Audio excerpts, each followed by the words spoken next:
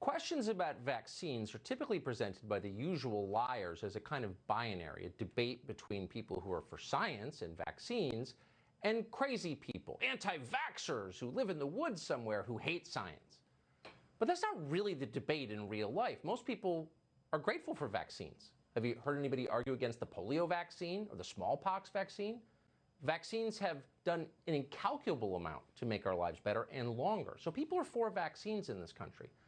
But that doesn't mean people don't have questions about specific vaccines. They should. And there should be an open conversation about specific vaccines. Why wouldn't there be? And anyone who's trying to prevent that conversation should be suspect. Hooman Nurchaman is a physician, a longtime surgeon, who is a strong, in fact, an adamant supporter of vaccination, says it's the moral duty of Americans to get vaccinated. But he's raising a question. Should people who've already been and recently been infected with the virus get the vaccine? Could it hurt them? He joins us to explain. Doctor, thanks so much for coming on. I hope I've characterized your position fairly. You seem like you're very strongly in favor of vaccines, but you have this question. If you could explain it to us. Absolutely.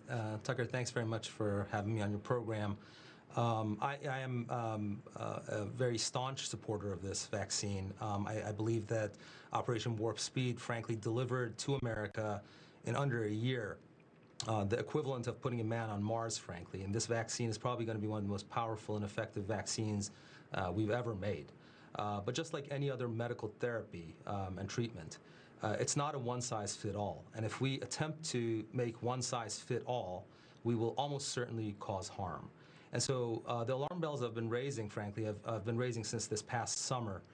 And most recently, as the Pfizer vaccine achieved its EUA, I was in direct communication with Dr. Woodcock and with Dr. Marks, Dr. Bill Gruber at Pfizer, with the concern being that the concern, as you mentioned, is what we're doing here is an absolutely unprecedented vaccine campaign in the history of Western civilization.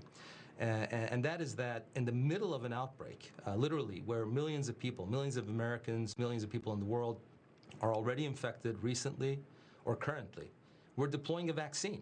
And this, this is, frankly, just one of the most dramatic differences between this vaccine campaign and any other.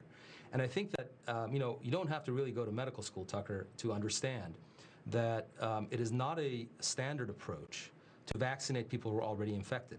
Now, the CDC does say if you have a known infection, you should wait for 90 days. I don't think that's a long enough period of time to wait. Frankly, these folks are all mostly naturally immunized anyway.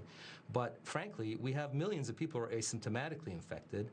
We have people who have mild symptoms. We have people in nursing homes whose intellectual capacities have eroded to a point where they can't even explain their symptoms. So they have COVID and they get a shot, and a few days later they develop a hyperinflammatory reaction, and we're calling this COVID.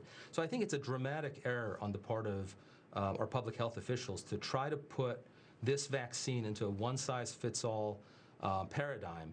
And I have to tell you, I'm personally very familiar with what happens and how harm is caused when the medical establishment and experts try to put a medical therapy or a medical treatment into a one-size-fits-all type pattern, which is exactly what we're doing with this vaccine. So we're going to take this problem that we have with the COVID-19 pandemic, which is that 0.5% of the population is susceptible to dying, and we're going to compound it by causing totally avoidable harm by vaccinating people who are already infected, recently infected. And I can tell you, on social media platforms I've been on, Tucker, it's almost, the signal is almost deafening. The people who are having complications and adverse events are people who have been recently or currently or previously infected. I don't think we can ignore this. I mean, there's some very, very strong anecdotal cases that are coming through, and I'm happy to talk to you about these.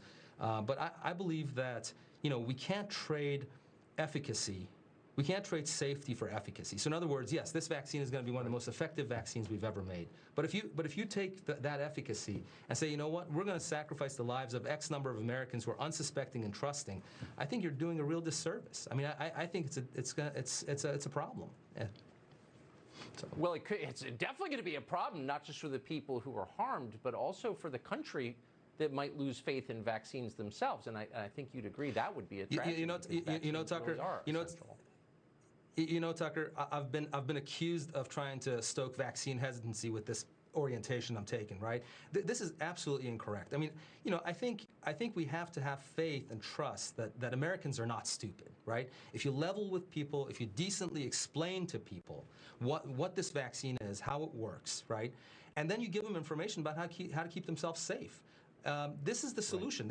This is not vaccine hesitancy. This is educating people to understand that they can do something to keep themselves safe, you know? That's exactly right. And I think you're an authoritative voice on this. I think everything you said is reasonable and thoughtful and consistent with the science, and I appreciate your coming on tonight because I'm sure you'll be attacked for it, but I think it's important. Thank you, Doctor. My pleasure. Thanks for. So one of the nation's